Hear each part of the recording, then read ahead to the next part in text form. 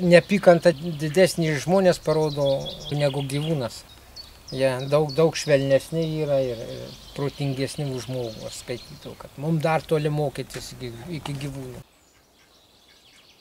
Tai Bronius Jurgelevičius.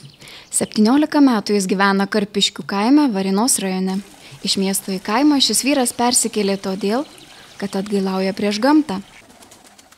Nuo vaikystės rūpinęsis gamta ir žvėreliais, Bronius Jurgelevičius visą gyvenimą brandino mintį įkurti sužeistų gyvūnų žvėrinėlį. Savo norais išpildė, tačiau įtaką šiam poelgiui padarė kita svarbi priežastis.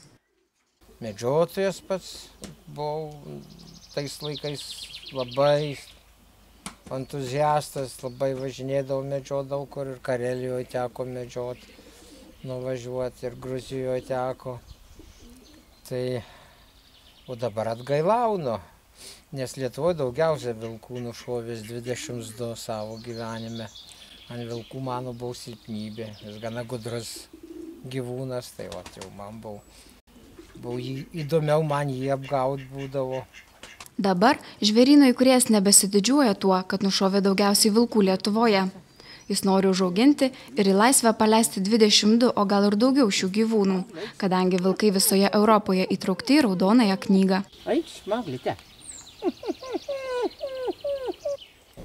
O kas taip paskatino jau nebešaudyti?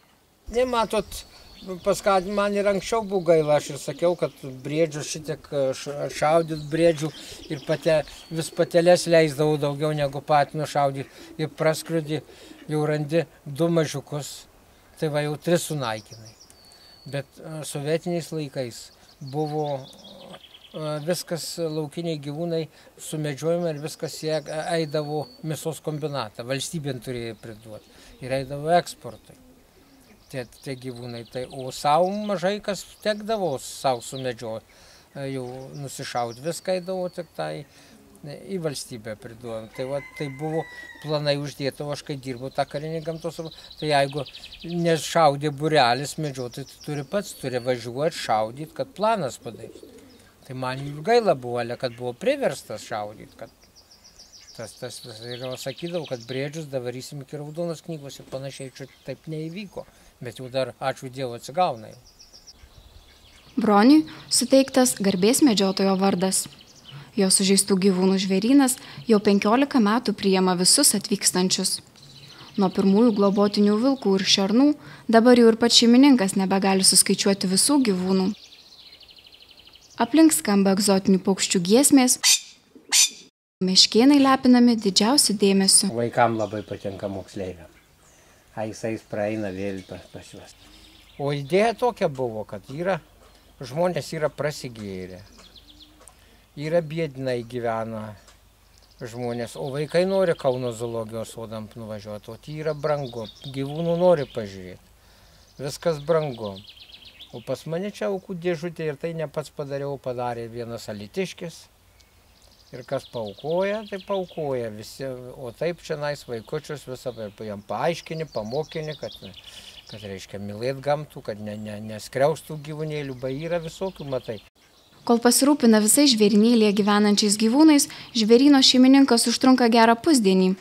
Kiekvienam reikia sutvarkyti aptvarą, parūpinti maisto ir dar dėmesio parodyti. Kadangi ekskursijos nemokamos, visus gyvūnus reikia išlaikyti iš savo ir žmonos pensijų. Dėl to kartais pono Broniaus žmona papriekaištauja, tačiau kadangi ir pati myli gyvūnus, prisideda prie gausybės darbų.